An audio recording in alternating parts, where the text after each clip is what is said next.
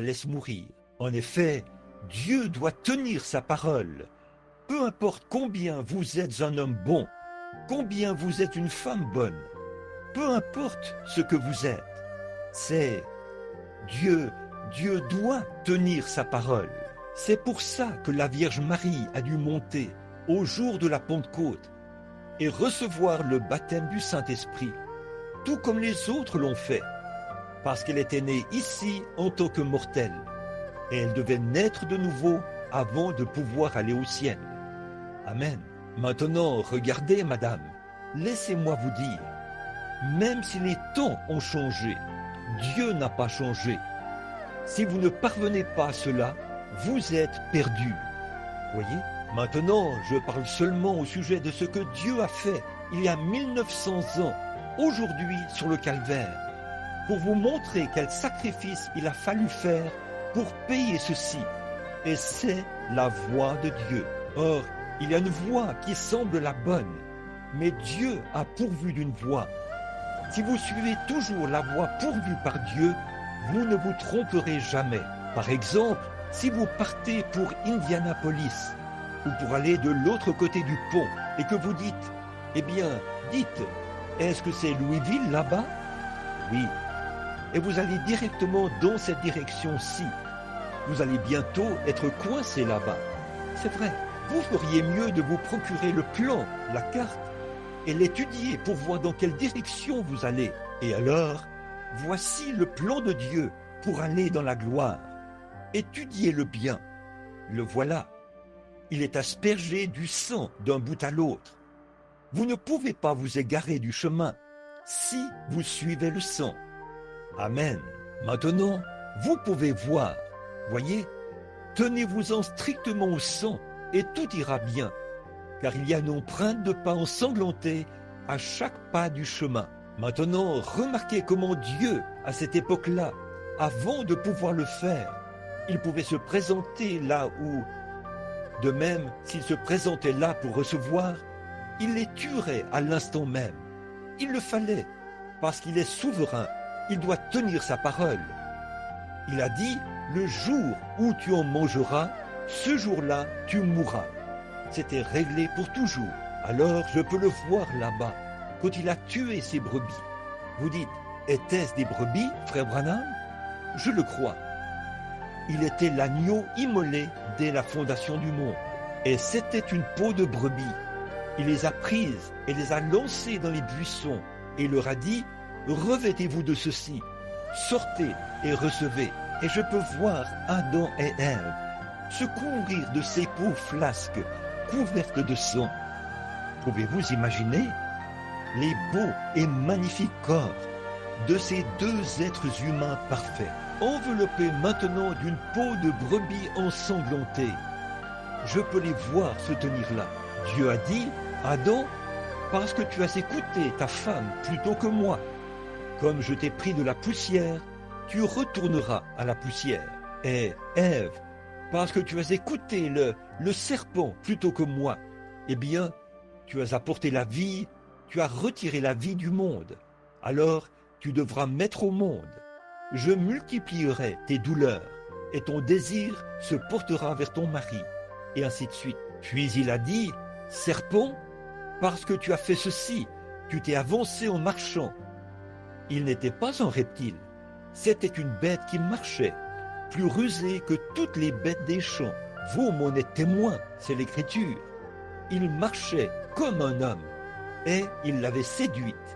Et il a dit, et parce que tu as fait ça, tu n'auras plus de jambes, et tu marcheras sur ton ventre tous les jours de ta vie, et tu auras la poussière pour nourriture. Et ils étaient là, le jugement. Dieu devait appliquer son jugement, parce qu'il l'avait prononcé. Et il est Dieu, il ne peut pas revenir là-dessus. Il doit rester. Afin d'être Dieu, Dieu doit tenir sa parole. C'est vrai. Alors là, je peux imaginer cette pauvre petite Ève, quand elle a regardé Adam, ses longs cheveux blonds qui lui descendaient dans le dos, ses grands yeux bleus, brillants, qui ressemblaient aux cieux que Dieu avait faits, les larmes qui coulaient et qui se mêlait au sang qu'il y avait sur ses vêtements, qui battait autour de son corps. Ève, Adam, avec son corps vigoureux, l'a prise et l'a appuyée sur sa poitrine. Et là, leurs larmes se mêlaient, tombaient et coulaient sur les peaux de brebis, ruisselant de sang. C'est le sang, toujours. Voilà, maintenant il dit, vous devez vous retirer de ma présence. Et je peux voir Ève et Adam, avec leurs bras l'un autour de l'autre, qui s'en vont, qui se déplacent comme ceci, ces vieilles peaux de brebis ensanglantées, qui battaient leurs jambes, qui frappaient leurs jambes. Alors je peux voir tout cet espace qui était Dieu. Dieu n'a pas eu de commencement de jour, ni de fin d'année. Il est pour toujours et pour toujours. Je peux voir tout ce grand espace commencer à se déplacer ensemble, comme ceci, descendant en prenant la forme d'un entonnoir, comme ça, et c'est descendu, alors qu'il s'est mis à observer ce petit couple qui traversait le jardin d'Éden, des peaux ensanglantées, battant leurs jambes. Il ne pouvait pas supporter cela, et cela l'a touché. Oh, c'est allé jusqu'au cœur même de Dieu, épelé A-M-O-U-R. Dieu a tant aimé. Il ne pouvait tout simplement pas les voir partir. Il les a rappelés et leur a dit, je vais mettre l'inimitié entre ta postérité et la postérité de Satan. Alors, le moment où cela a été accompli, c'est au calvaire. Quand Dieu lui-même est descendu en se servant d'une femme, quand il est né d'une vierge, comme j'aimerais m'attarder un peu ici sur ce qui est arrivé en Éden. Remarquez, quand ils ont été chassés du jardin à cause des transgressions, toutes les bénédictions ont été retranchées à cause de la transgression. Et je pense que ce soir, c'est ça le problème de l'Église. Toutes les bénédictions sont retranchées à cause de la transgression. Voilà, chassés du jardin d'Éden. Maintenant, je veux que vous remarquiez, voici venir quand Caïn et Abel, les deux fils d'Adam et Ève, se sont avancés pour faire une offrande. Je crois que le grand chérubin était du côté est de la porte, faisant tournoyer cette épée, gardant cette porte qui permettait d'entrer en Éden. Remarquez le feu du Saint-Esprit qui gardait la porte. Et aujourd'hui, c'est ce qui garde la porte. Si vous avez peur du Saint-Esprit et du feu, vous n'entrerez jamais. Enflammez l'épée de Dieu. Dieu est un feu dévorant. Il veille sur cet arbre. Il garde cet arbre de vie.